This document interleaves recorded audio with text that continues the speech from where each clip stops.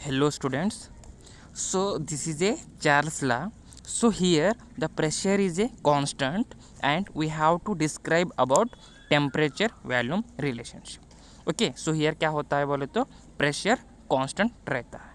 Here the pressure is a constant and we are describing about temperature and volume. Okay, so in Boyle's law there will be a temperature is a constant and we are providing a relationship between pressure and volume. Okay, so in Charles law here the pressure is a constant, so we are finding a relationship between temperature and volume. Okay, so what is Charles law? So Charles law states that a pressure remaining constant. So here the pressure is the constant and we are providing a volume of a fixed mass of a gas is directly proportional to the its absolute temperature. Here the value जो volume क्या है बोले तो एक fixed mass है, लेकिन इनका temperature कैसे होता है बोले तो डायरेक्टली प्रोपोर्शनल. तो इसका डेरिवेशन क्या है बोले तो वैसे ही same V is directly proportional to the temperature. Okay, so V is equal to KT. तो क्या हो गया अभी V1 divide by T1 is equal to V2 divide by T2. तो ये क्या हो गया बोले तो हमारा चार्ल्स लॉ एक्सप्रेशन हो गया. तो इस डायग्राम में देखो इधर क्या है, फर्स्ट डायग्राम में क्या है बोले तो इधर 65 डिग्री सेल्सियस टेम्परेचर है और एक में क्या है बोले तो 250 डिग्री सेल्सियस टेम्परेचर है. तो मतलब क्या है बोले तो अगर एक कंटेनर में जो हमारा वैल्यूम है, वैल्यूम क्या है बोले तो कम है, मतलब इधर वैल्यूम पूरा कितना बोलते हैं, ये बीकर का साइज रहता है और टेम्परेचर कितना है बोले तो 65 डिग्री है.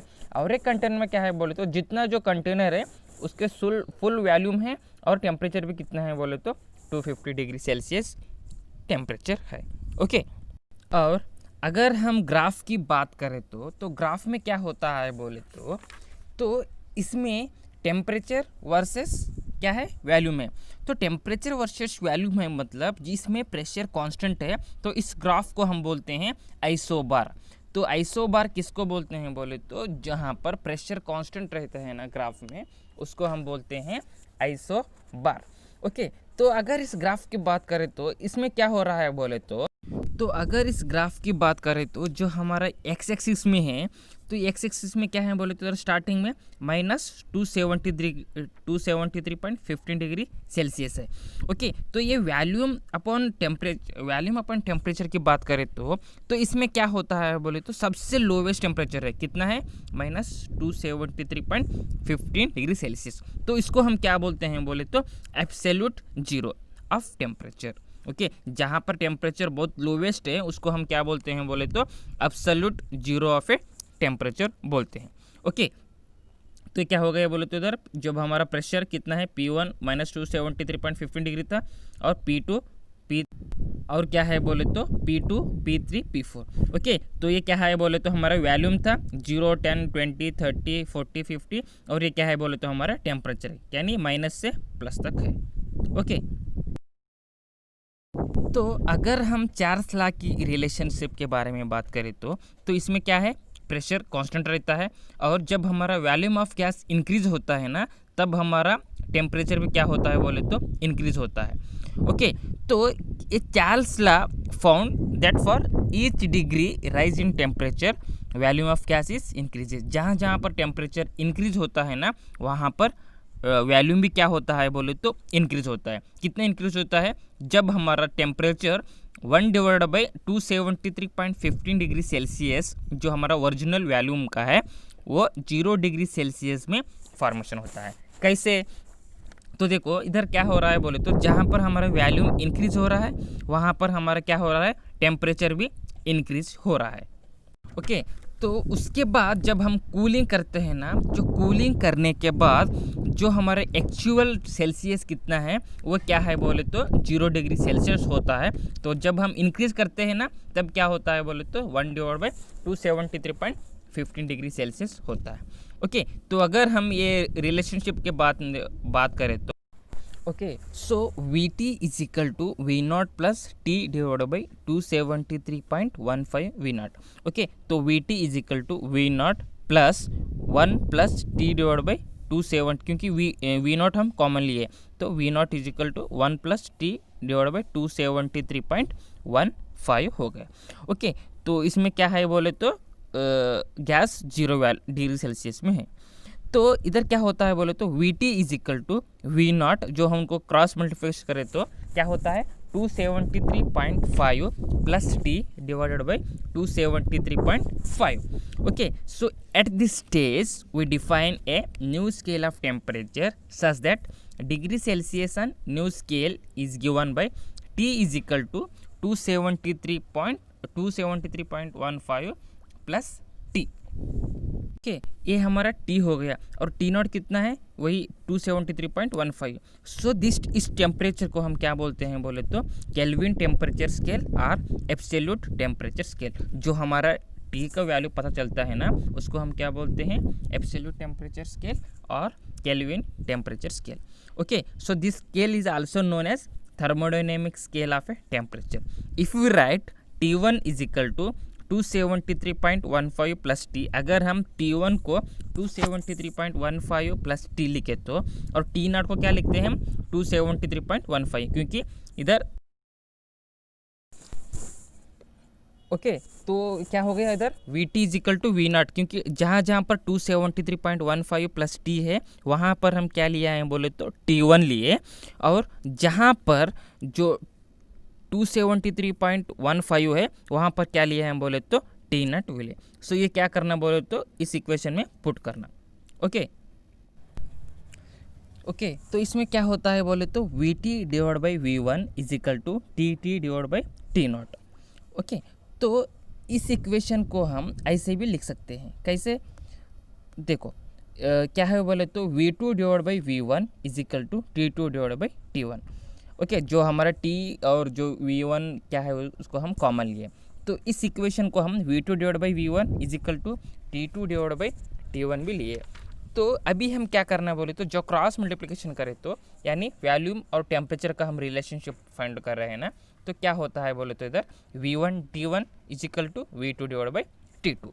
तो अभी हम क्या किए हैं बोले तो at Charles law we are find out a volume and temperature relationship. तो अभी हम क्या किया है बोले तो वॉल्यूम एंड जो टेम्परेचर का है उनको हम कांस्टेंट किए, उसको हम क्या नाम दिया बोले तो K2। Okay, thus we can write that V is equal to K2T, क्योंकि अगर K2 क्रॉस मल्टीप्लिकेशन हो तो V is equal to K2T। Okay, thus the value of K2 is determined by the pressure of the gas। तो ये क्या हो गया बोले तो जो K2 वैल्यू है उसको हमके क्या पता चलता है बोले तो ये हमारा प्रेशर ऑफ द गैस है बोल के पता चलता है, and it's amount and units which is volume V is express. तो ये क्या हो गया बोले तो एट चार्ल्स लॉ दैट इसमें क्या होता है वॉल्यूम एंड टेम्परेचर क्या होता है बोले तो रिलेशनशिप बताता है, और प्रेशर क्या होता है बोले तो कांस्टेंट रहता है। ओके, तो अगर इस ग्राफ की बात करें तो इस ग्राफ में क्या बता दिया है बोले तो इस ग्राफ में क्या है प्रेशर कांस्टेंट है, तो इसलिए हम क्या ले रहे हैं बोले तो सभी ग्राफ को P1 P2 P3 P4 ले रहे हैं।